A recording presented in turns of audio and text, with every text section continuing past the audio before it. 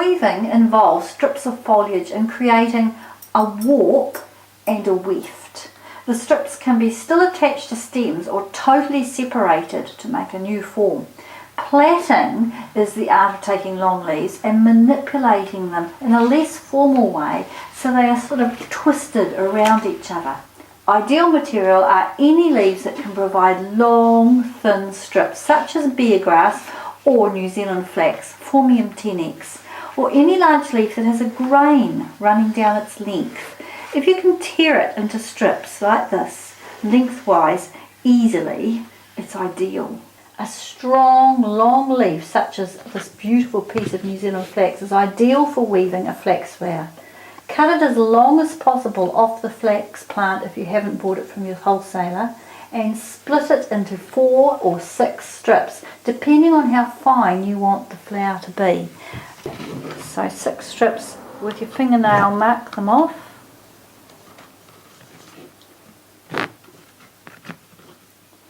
You could do 8 strips. I've seen them done very, very fine. 16 strips. The finer the strip, the finer the flax flower is going to be.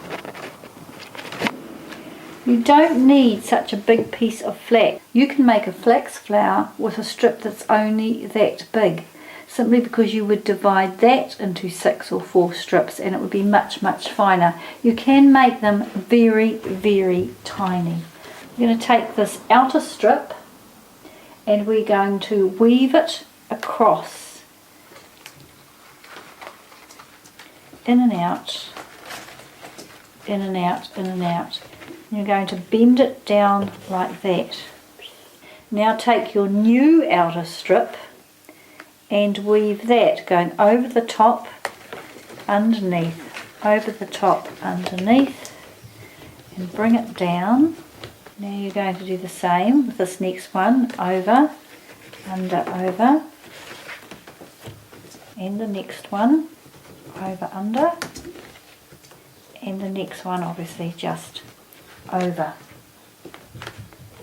Now turn the whole piece around so all the strips are back to being vertical. Da, da, da, da, da, da, da, like that. And we're going to do it again. This is my first strip. Under. Nice tidy turn. And then the next one. Over when it's under and under when it's over.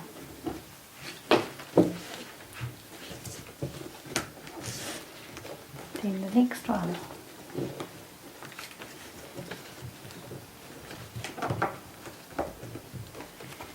The next one.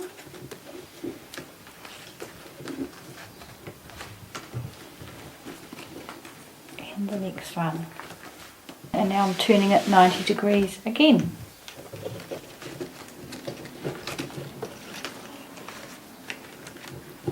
Weaving across again, exactly the same, like that.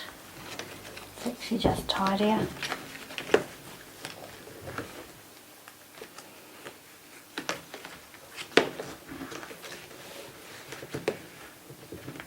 New Zealand flax does shrink, so keep them packed really tight at this stage, because in a couple of days when it's shrunk you'll have quite large gaps in there.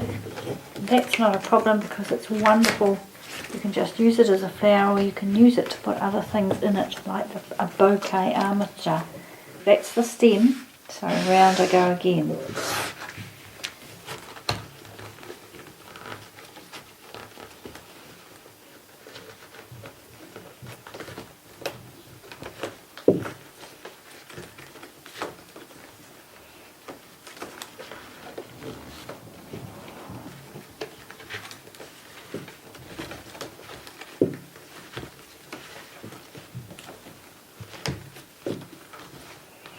Now we're right back where we started from, having gone around 4 sides. So this is the handle, so we turn it around again so it's vertical towards us, and carry on, because this time you're now onto the second layer. weaving in and out till we get to there.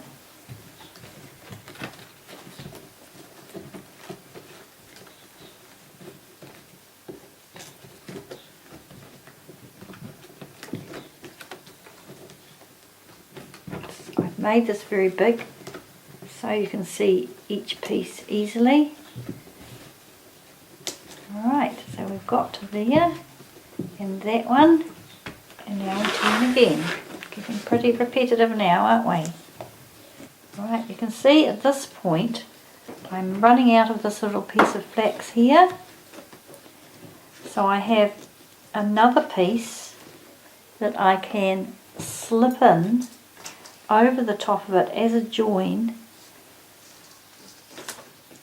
to carry on, and that's how you keep going.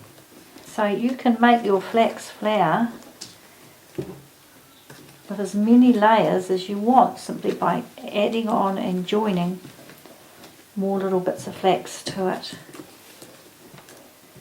So you're getting the idea. You just keep going as long as you want to keep going, and it's getting smaller and smaller as we go through. Now I'm going to show you something phenomenal here. As you do each layer, it's actually creating, if I hold those down, quite a definite layer. Can you imagine if you are adding more and more pieces, you could actually end up with 7 or 8 little layers if you've decided that's as long as you want to go. You take all these pieces and you push them through the middle here, down through all of the layers, and you get the side getting a really good pull through, and on the other side just tie a knot. And that is the traditional way that the Maori people of New Zealand finish them off. And that is your flax flower. And that is your flax flower. So now you've practiced on a great big one, which will make it easier for your hands to deal with. I've got here a much smaller one. Now this was made with half of a blade of flax. So when I divided into 6, the pieces were much smaller. I've also gone round a lot more times. So you can tie it off exactly the same as the big one that I have just shown you if you want it to just be a flax flower. But this time I'm going to tie it off at the front. And you've just got a very lovely layered flax flower.